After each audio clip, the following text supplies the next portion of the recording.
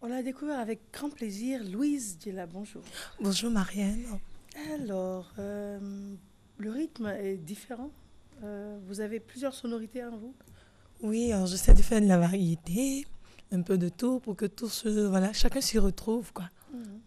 Alors, quand on lit votre biographie, on réalise que vous vous êtes battue pour vous imposer, depuis très petite d'ailleurs. Oui, par la grâce de Dieu, j'ai commencé difficilement et Dieu a bien voulu que des personnes m'encadrent, que des personnes m'encouragent. Et puis bon, voilà, depuis l'âge de 9 ans déjà. Tout le monde était contre.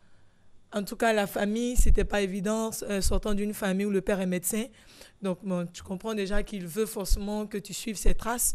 Donc, c'était pas tout de suite évident. Et puis, bon, voilà. Mais on ne peut pas combiner les deux. On peut combiner, je pense que c'est ce que j'ai essayé de montrer à mes parents, qu'on peut combiner études et musique. On peut combiner études et musique. Par la grâce de Dieu, j'ai réussi à faire ma maîtrise, j'ai fait un 2 SS. Donc, mon père était la maîtrise en réalisation cinéma à l'université de Cocody. Et j'ai fait une production audiovisuelle à l'ISTC. Un 2SS.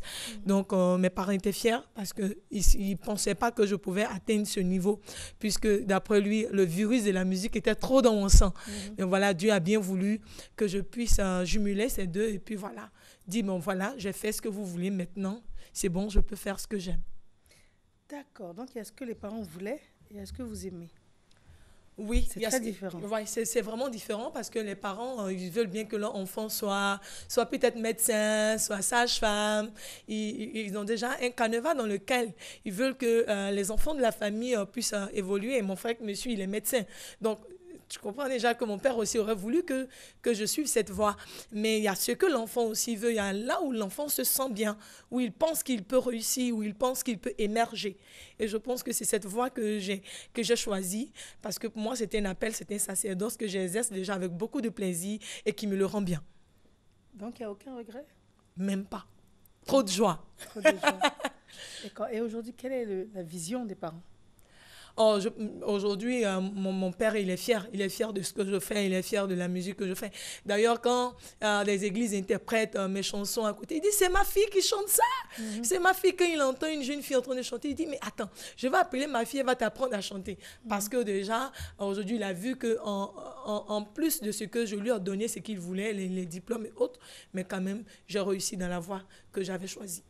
Alors, généralement, je pense que quand les parents ont cette réaction-là, ils pensent beaucoup plus à la réussite d'un point de vue argent des enfants. Oui, bien sûr. Mais est-ce que vous, avec ce que vous exercez aujourd'hui, vous en vivez?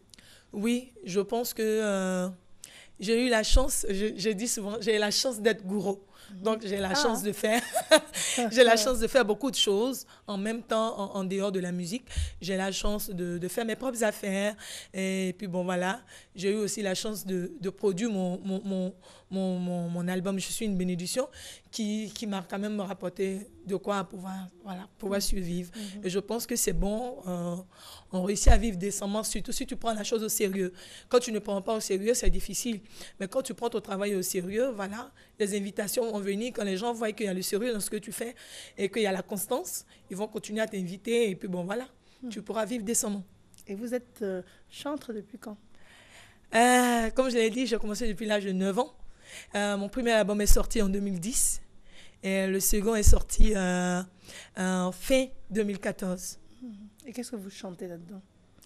Dans le premier album, dont le titre était « Tant de gloire », j'ai chanté « C'est pas fini », le clip est passé tout à l'heure, Jésus a le dernier mot, pour donner un peu d'espoir à quelqu'un qui pense qu'il n'a pas la chance, ou qu'il est né pour être derrière, pour lui dire que Dieu peut encore changer sa situation.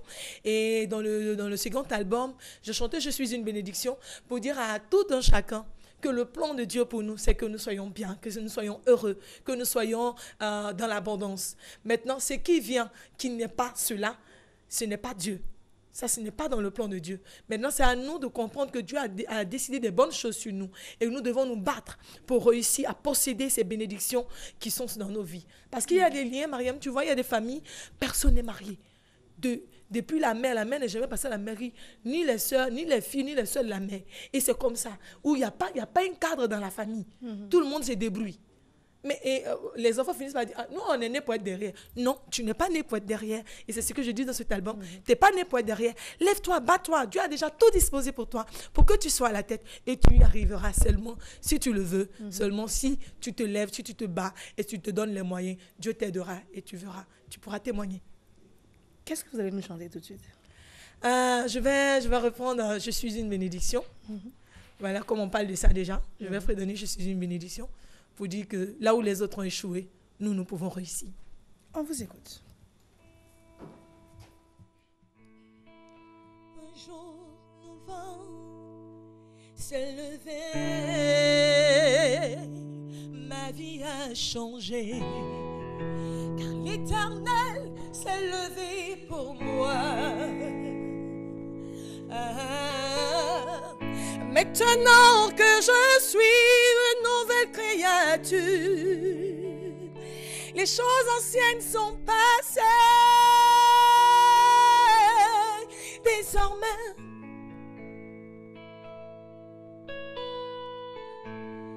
là où la malédiction avait régné, au nom de Jésus, oh, cela s'arrêtera à moi.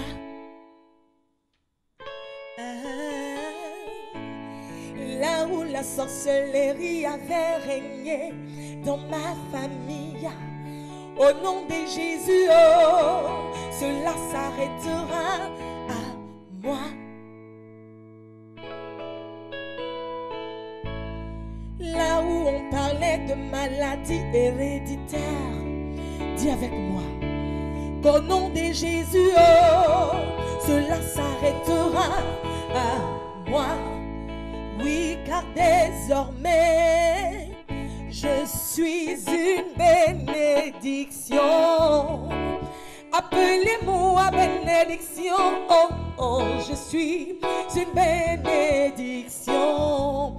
Mariem, dans ta génération, tu es une bénédiction. On t'appellera bénédiction. Oh, oh, tu restes une bénédiction.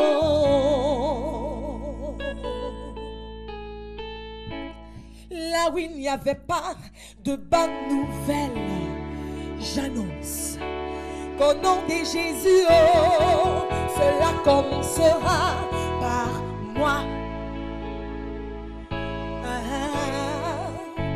Les postes de responsabilité que personne n'a eu dans ma famille, au nom de Jésus, oh, cela commencera par moi. Dans ma famille, il n'y a jamais eu de déchets. C'est quelle histoire ça? Il n'y a jamais eu de directeur, mais cela commencera par moi. Oui, car désormais, je suis une bénédiction. Oui, on t'appellera bénédiction. Oh, tu restes une bénédiction. Oui, dans ta génération, tu es une bénédiction. Oui, on m'appellera bénédiction. Oh, je suis une bénédiction. Oh, ma grand-mère n'est jamais passée à la mairie. Ma maman n'est jamais passée à la mairie.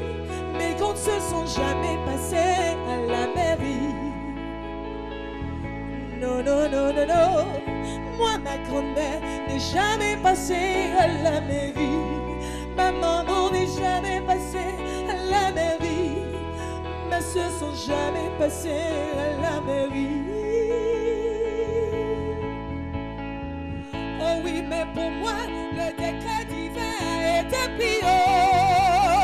Le décret divin a été pris. Le décret divin a été pris. Yes, à cause de toi, le décret divin a été pris. Le décret divin a été pris. Le décret divin a été pris.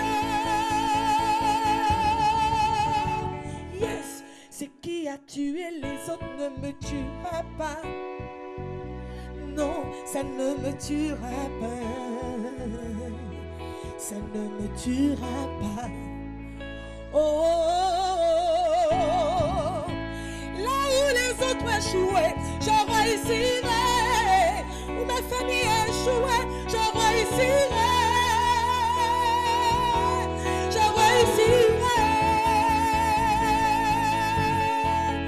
Yes! Bravo. Merci. Bravo. Beaucoup de conviction, beaucoup d'émotions.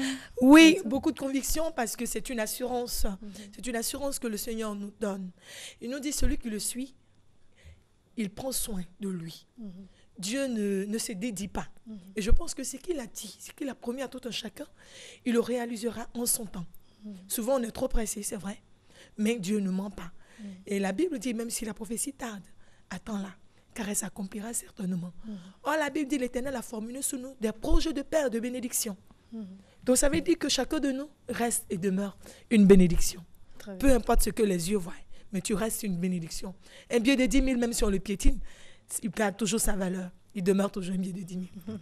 Vous parlez avec beaucoup de conviction. Vous parlez à vous-même ou vous parlez à tout le monde? Je parle à tout le monde. Je me parle à moi parce que moi, je suis déjà convaincue de cela. Mais je veux partager cette vision avec plusieurs. Cette chanson, je l'ai écrite parce que j'ai entendu plusieurs personnes qui disaient « Moi, je suis née pour rester derrière. Nous, là, on est né pour être derrière. Nous, là, est-ce qu'un jour, nous aussi ?» Je l'ai écrite pour dire à quelqu'un que tu es une bénédiction. Non, arrête de penser négatif. Tu n'es pas né pour être derrière. Tu n'es pas né pour accompagner les autres. Tu n'es pas né pour être le subordonné des autres.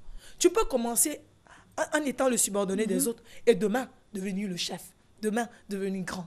Bats-toi et tu sauras que l'Éternel a formulé de bons projets pour toi et tu seras grand demain. Se battre, ça veut dire quoi? Alors, se battre, c'est d'abord de se donner un objectif à atteindre. Et quand on se donne l'objectif à atteindre, on a un objectif à atteindre, on essaie maintenant de voir les moyens à appliquer pour pouvoir atteindre ces objectifs. Du coup, tu comprends que tu ne vas pas dormir jusqu'à 10 heures, te réveiller, regarder la télévision et puis dormir, même quand bien même que regarder la télévision n'est pas mauvais. Mais tu comprends qu'il faut te lever, aller peut-être, si tu dois vendre quelque chose, lève-toi très tôt, va au marché, va vendre ce que tu as à vendre. Et puis voilà, appelle tes clients, arrange-toi pour que tu sois la meilleure commerçante qu'il soit. Et puis voilà, les bénéfices, mettre les bénéfices de côté, faire la différence. En tout cas, il y a plein de petites choses qui rentrent en ligne de compte. On ne va pas tout déballer aujourd'hui, mais je veux dire à chacun qu'on peut réussir là où on est. Si tu es chanteur, tu peux réussir là-dedans. Qui a dit que dans la musique, on ne peut pas réussir? On peut réussir là-dedans. Il y a des gens qui réussissent. Où dans votre processus d'évolution de carrière? Là, je suis actuellement en train de préparer mon 3e album qui va sortir incessamment, je pense d'ici le mois prochain. La sortie officielle sera annoncée. Et nous sommes déjà en tout cas prêts. Et on attend seulement la date fixée pour pouvoir faire le lancement. D'accord. À ce stade, nous allons faire une courte pause avec vous. Merci. Et nous allons vous retrouver dans la dernière ligne droite de cette matinale. Merci pour cette énergie, ce dynamisme et cette motivation. Merci beaucoup. Donc, Louise, Dieu là. À tout à l'heure. À tout à l'heure.